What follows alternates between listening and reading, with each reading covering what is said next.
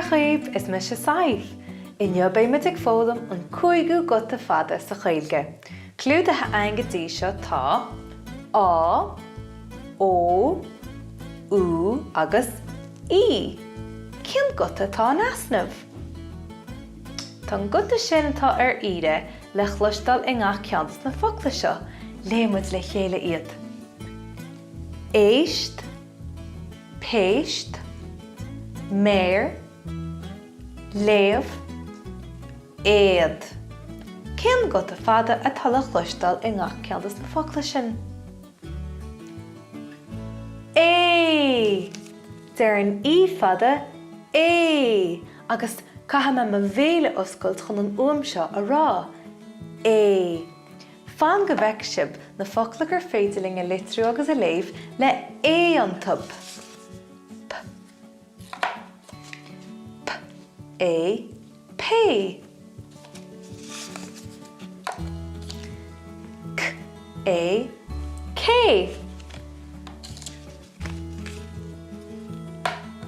Wanneer an S, S, nó S an seo? S, mar tá sin aca le í fhada. S, é, sé. G, é, gé. Agus tá gé an seo am. Caithe muid a oibriú amach cén áit focail a thugant é. An bhfuil sé le chluisteáil ag tús an nocail, i lear an nocail, nó ag an deire. Gé. G. Ní hagann sé an tús. É. Ag an deire. Gé.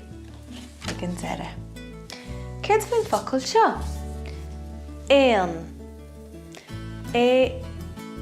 Ag an tús. Éan. Tús. Agus an focail seo, béal. Agus breannaí tá béal seo ar oscailt. Béal. B. Ní hagann sé an tús. É. L. B. É. Sa lár. Béal. Nis fáistí tá na gutaí fhada ar fad sa gaeilge ar eolas agaí.